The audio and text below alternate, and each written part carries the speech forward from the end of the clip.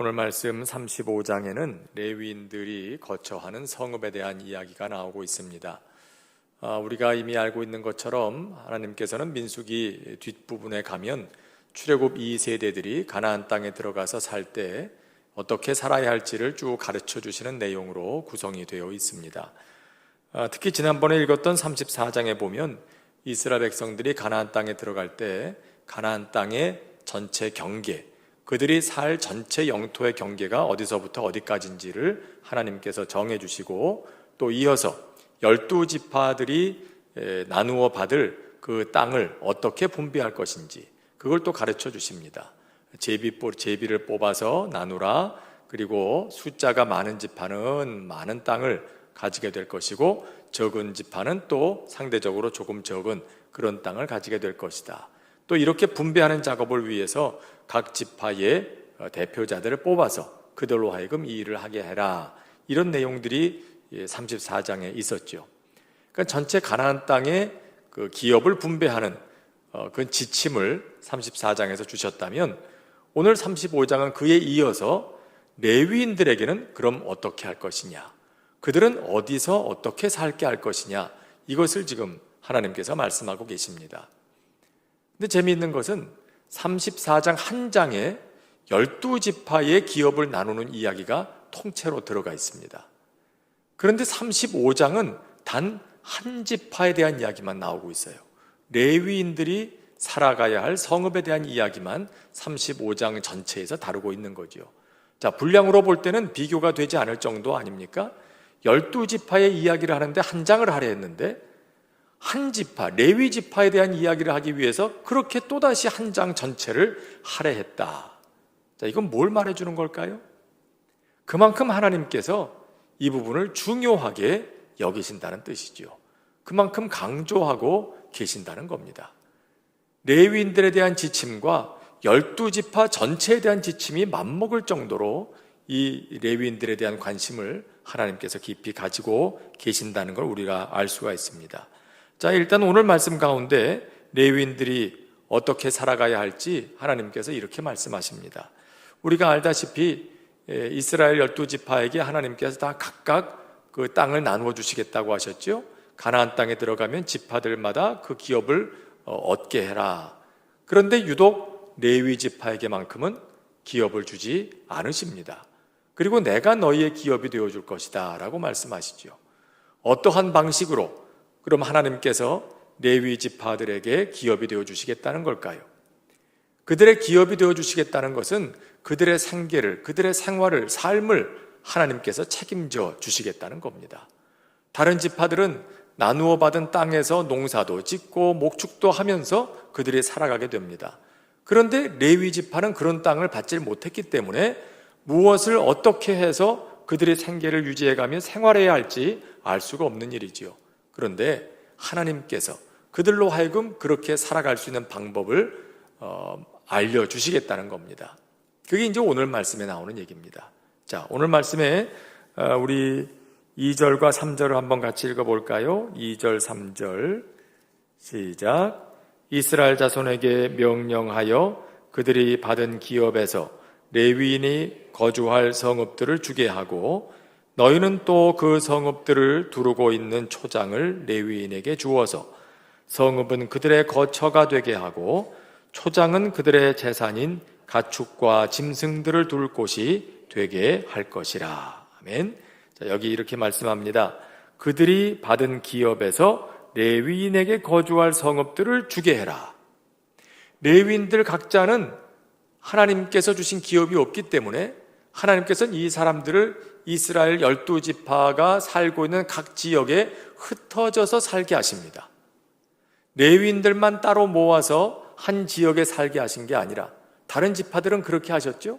르우벤은 르우벤대로, 유다는 유다대로 그렇게 각 지파별로 모여서 살게 하셨는데, 레위인들만큼은 한데 모여 살게 하지 않으시고 다른 지파들이 살고 있는 땅으로 흩어져서 살게 하셔요. 대신에 각 지파에 속한 사람들이 자기들이 얻은 기업 가운데에서 레위 지파가 살 수 있는 땅을, 또 성읍을 그들에게 주라, 이렇게 하나님께서 말씀하시는 겁니다. 그 기업을, 그 성읍을 주되 도합 48개 성읍을 나누어 주라고 하시고요. 그 성읍을 둘러싸고 있는 초장도 함께 그들에게 주어라 라고 말씀하십니다. 이 성읍을 한 가운데 두고 동서남북으로 1000규빗씩 이렇게 거리를 두고 하라고 하십니다. 동쪽으로 1000규빗, 서쪽으로 1000규빗, 남쪽, 북쪽으로 각각 1000규빗씩. 그러면 어떻게 될까요? 전체 너비는 가로 2000규빗, 세로 2000규빗이 되는 정사각형 모양의 그런 땅이 될 겁니다. 이런 2000규빗, 2000규빗의 그런 정사각형 땅 중심에 그들이 살고 있는 집이 있고요. 이런 모양으로 레위인들이 살 수 있도록 해주어라 라는 겁니다. 자, 이렇게 말씀하시는 데에는 중요한 이유가 하나 있습니다. 왜 하나님께서는 레위인들로 하여금 자기들만의 기업을 가지고 살도록 하지 않으시고 이스라엘 각 지파들이 살고 있는 땅에 흩어져서 살게 하셨을까? 왜 그러셨을 것 같습니까? 여러분, 레위인은 어떤 사람들이죠? 하나님과 사람들 사이에서 중재 역할을 하는 사람들이에요. 이 사람들을 대신해서 성막에서 섬기는 사람들이죠. 그 말은 어떤 걸 의미합니까? 사람들이 함부로 거룩하신 하나님 앞으로 나아갈 수 없던 시대였기 때문에 하나님께서 레위인들을 구별하셔서 이스라엘 다른 사람들을 대신해서 하나님 앞에 나와 섬기게 하십니다. 그러니까 이스라엘 백성들은 레위 사람들을 통해서 하나님을 예배하는 거예요. 그리고 하나님께서는 그 예배를 통해서 레위 사람들을 통해서 하나님의 은혜를 사람들에게 흘려보내시는 겁니다. 굉장히 중요한 역할을 레위인들이 하는 거죠. 근데 이 역할을 각 지파가 살고 있는 땅에 흩어져 살면서 하도록 하게 하시기 위해서, 다시 말하면 이스라엘 모든 지파 사람들이 하나님 앞에서 레위인들을 통해서 예배하는 예배 공동체 되게 하시기 위해서 레위인들을 각 지파들이 살고 있는 땅에 흩어져 살게 하신 거예요.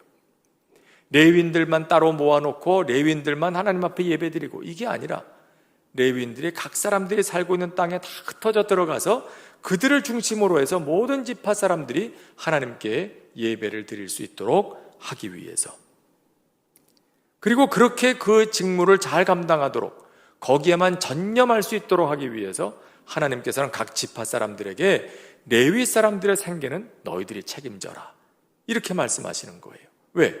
레위 사람들에게는 별도의 기업이 주어지지 않았기 때문에.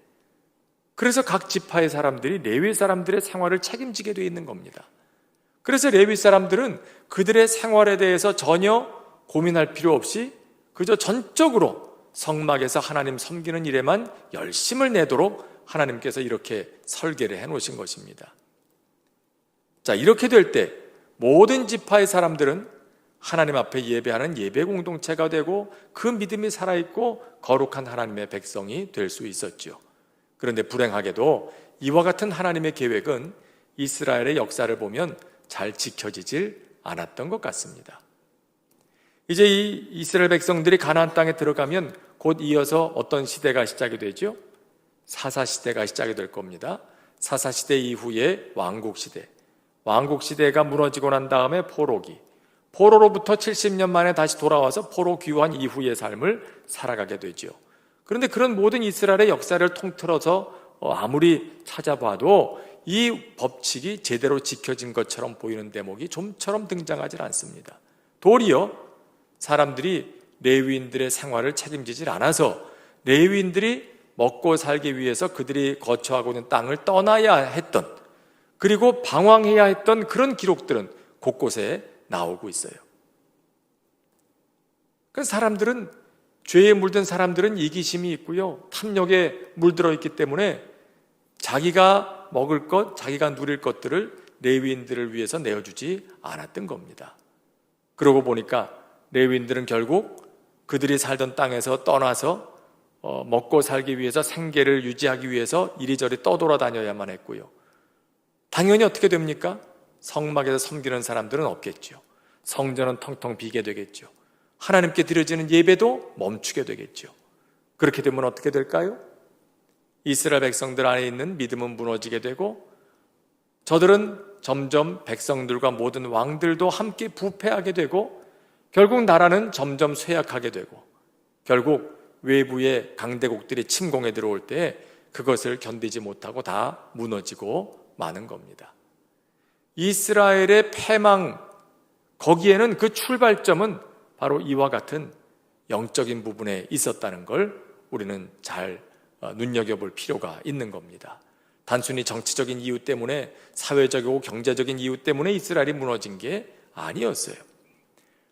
레위 사람들이 그 자리를 지키지 못하게 되면서 성막, 성전을 중심으로 하나님께 예배하는 예배 공동체가 무너지고 나니까 결국 그들의 삶도 완전히 무너져 내리게 되는 겁니다. 안타까운 일이 아닐 수가 없죠. 근데 오늘도 이것은 사실 마찬가지입니다. 오늘의 교회에서도 그렇죠. 모든 성도들이 하나님의 백성이지만은 그 중에 전적으로 성전에서 섬기도록 부름받은 그런 사람들이 있습니다. 성직자들이 있잖아요. 교역자들이 있어요. 이스라엘 중에서 레위인들을 구별했듯이 하나님께서는 오늘도 그런 사람들을 부르셔서 성전에서 전적으로 하나님을 섬기고 성도들을 돌보게 하십니다. 그리고 그 교육자들에게, 목회자들에게는 하나님께서 다른 기업을 주지 않으셨죠. 그저 성전에서만 열심히 섬기라. 그리고 하나님께서 이스라엘 백성들 가운데에서 기업을 주게 하시는 거예요. 이것이 또 하나님의 질서인 것이죠. 그렇게 나갈 때에 우리 안에 신앙이 든든해지고 교회가 든든하게 서게 되고, 그럴 때 우리 모두의 삶의 자리가 하나님께로부터 오는 모든 은혜로 풍성함을 얻게 되는 것입니다. 바로 여기 하나님의 질서가 있고 디자인이 있어요.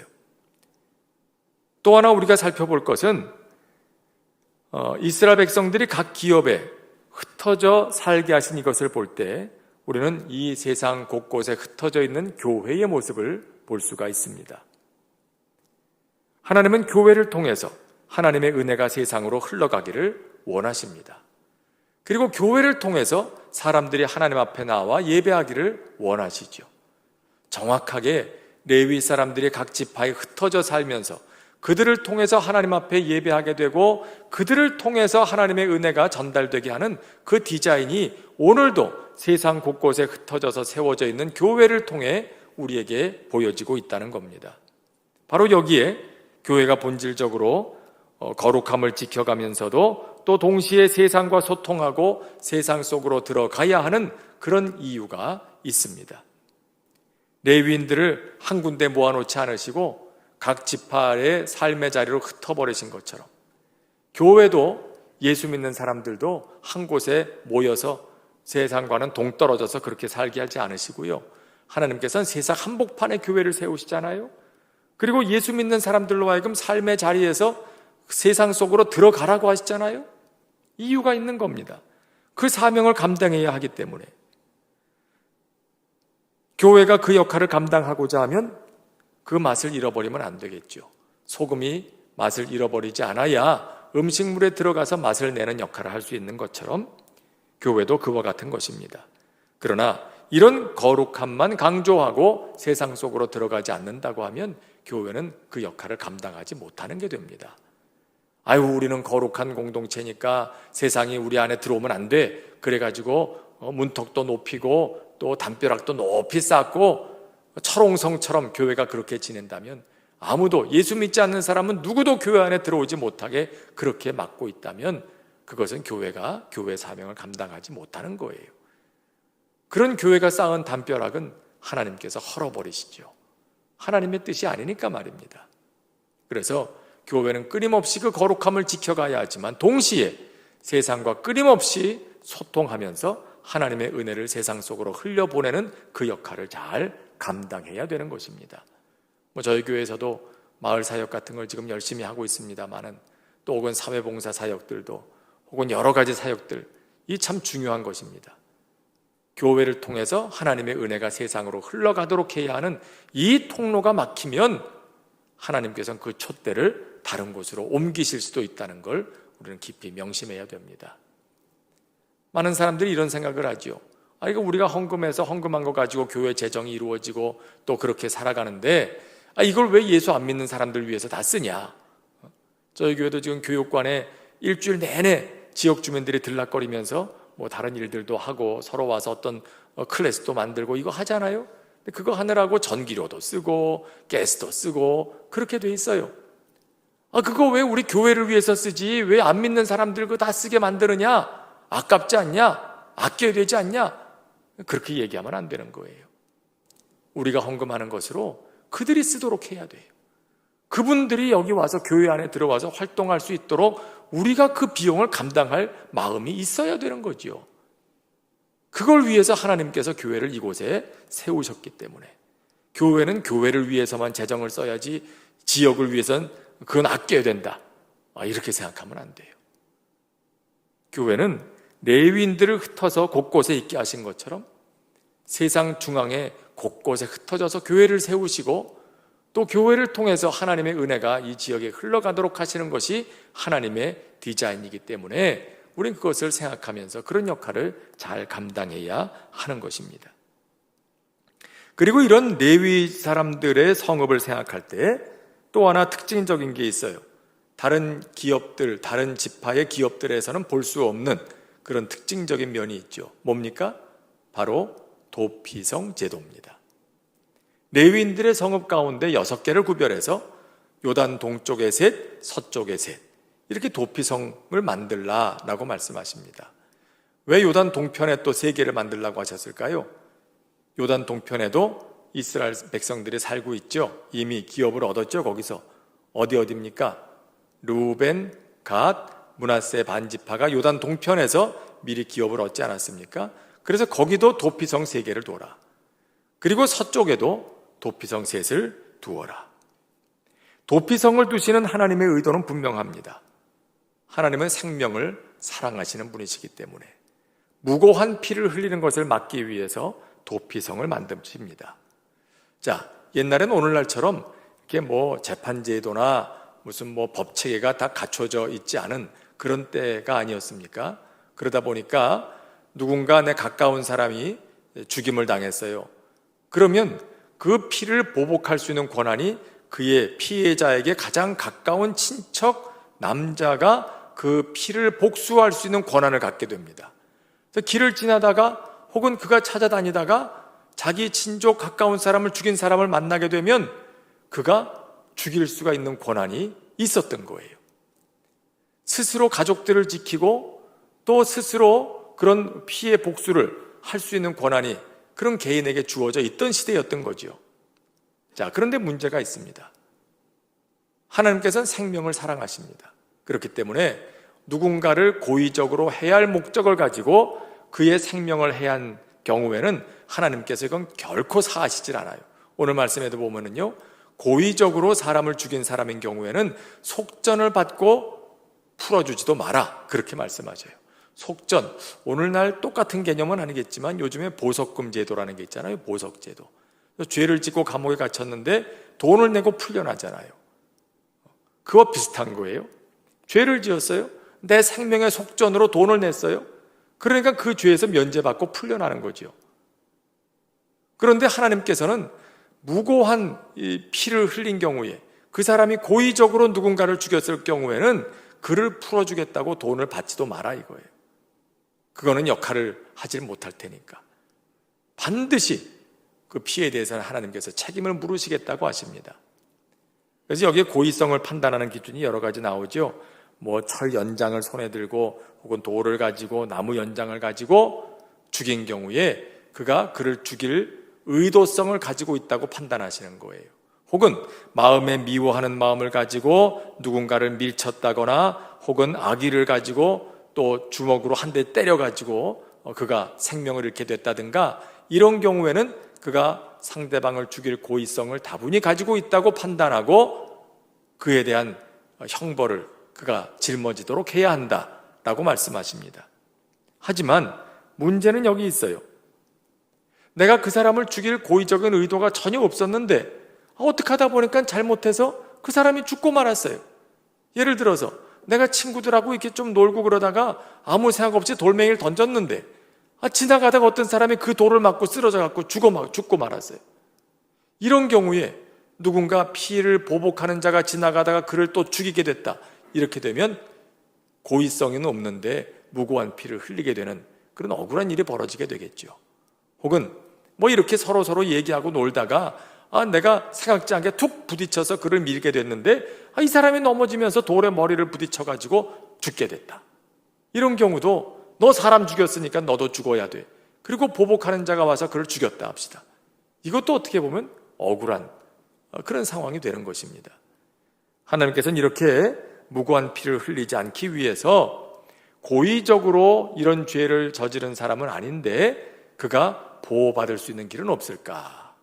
그래서 하나님께서 그를 보호하시기 위해서 만드신 제도가 바로 도피성이죠. 이 사람이 고의성이 없다는 것이 판단이 되면 그 사람을 도피성으로 가서 머물게 합니다. 도피성에 있는 동안에는 누구도 그를 해할 수가 없어요. 피를 보복하는 자, 피해자의 가장 가까운 친척 남자라 할지라도 그것을 피를 보복할 수 있는, 복수할 수 있는 권한을 가진 사람이라 할지라도 도피성에 들어가 있는 동안에는 손을 댈 수가 없어요. 그럼 언제까지 도피성에 있을까요? 대제사장이 죽을 때까지 거기에 머무는 겁니다. 그리고 대제사장이 죽으면 대사면이 이루어집니다. 그리고 도피성 밖으로 나와서 다시 집으로 돌아갈 수가 있게 되는 것이죠.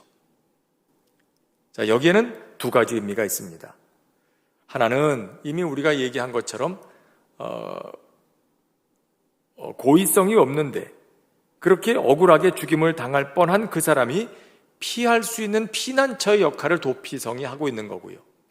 그러나 동시에 정반대로 그것은 생각지 않게 부지 중에 사람을 죽인 사람에게는 유배지, 감옥과도 같은 거예요.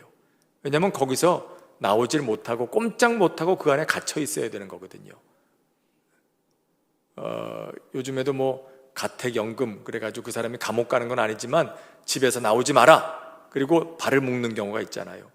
그 사실은 그가 집에 지내고 있지만 사실은 거기서 감옥 같은 생활을 하고 갇혀 있는 것이죠. 이 도피성도 마찬가지예요.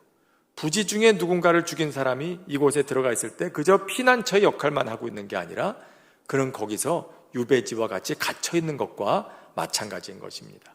생명을 보존받았지만 그러나 대신에 나올 수는 없는 갇힌 상태에 있게 되는 것. 이 두 가지 역할을 하게 되죠. 그러나 이 사람이 나 답답해요, 나갈래요. 그래서 도피성 바깥으로 나가면 어떻게 될까요? 그때는 보호받지 못해요. 누군가 와서 너 옛날에 누구 죽였지? 그리고 그 사람을 죽인다고 해도 아무도 거기에 대해서 할 말을 할 수가 없어요. 보호받을 수가 없게 되는 거예요. 도피성 안에 있을 때만 그런 보호를 받게 되죠. 자, 여러분, 이와 같은 일을 볼 때 우리는 중요한 것 한 가지를 보게 됩니다. 단순히 한 사람이 거기서 목숨을 구했다는 것이 중요할 수도 있지만 그보다 오늘 우리가 생각해야 할 것은 하나님께서는 무고한 피가 흘려지는 것을 결코 원치 않으신다는 겁니다. 하나님께서 창조하신 이 세계가 무고하게 흘려진 피로 부정하게 되는 것을 하나님은 원치 않으십니다.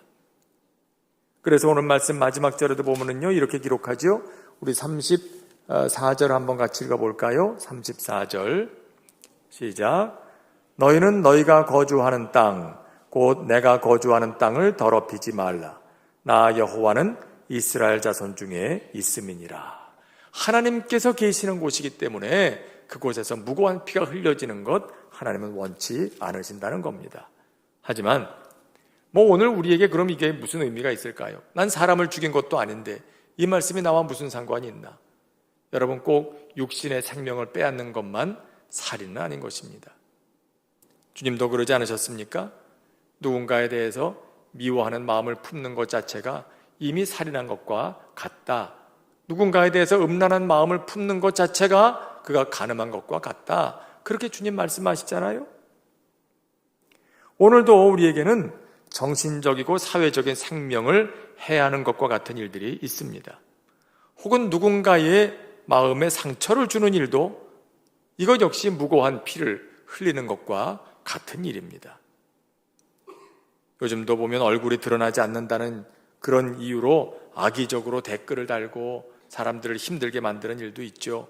이거 그 사람의 육신의 생명을 직접적으로 해한 건 아니더라도요, 그의 정신적이고 영적인 생명을 빼앗는 것과 같아요. 무고한 피를 흘리는 일인 것입니다.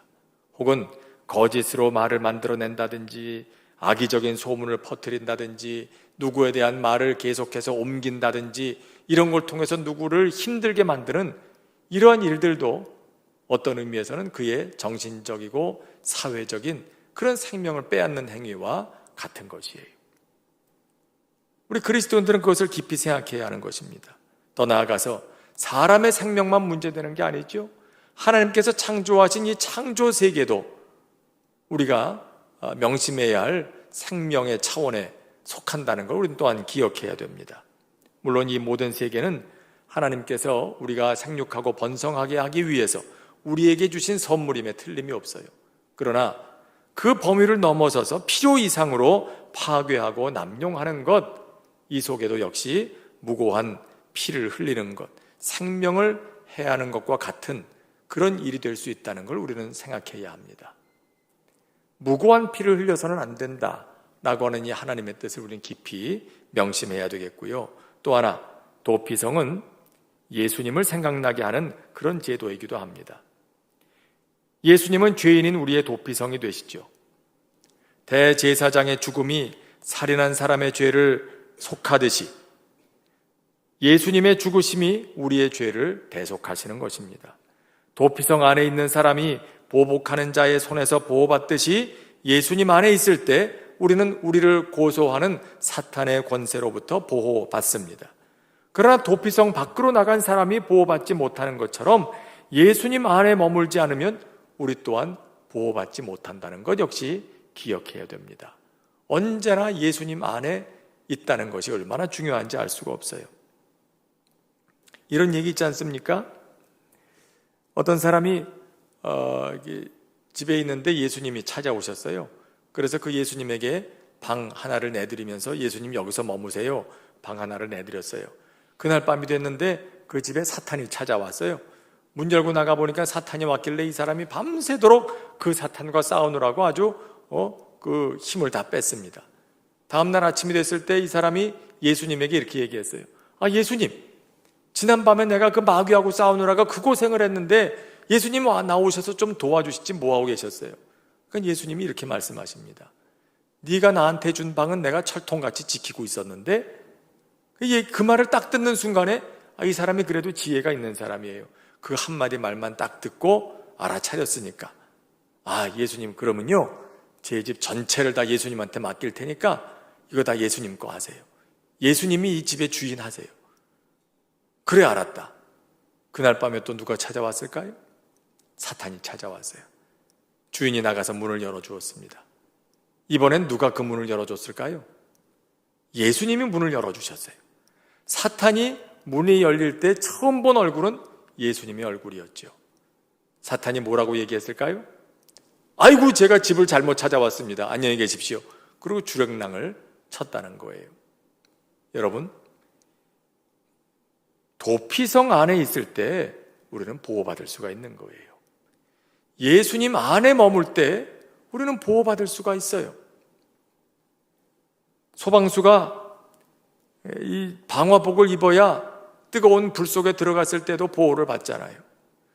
저 밑 깊은 바닷물 속으로 들어갈 때도 잠수함 안에 있을 때는 보호받죠. 그러나 맨몸으로 바닷속으로 뛰어들면 우린 보호받지 못해요. 그 물의 압력 때문에 우리의 온몸은 산산조각이 나고 말 겁니다. 마찬가지인 것입니다. 죄인인 우리는 거룩하신 하나님의 심판 앞에서 결코 보호받을 수 있는 권한이 없어요. 스스로 우리를 보호할 수 없어요.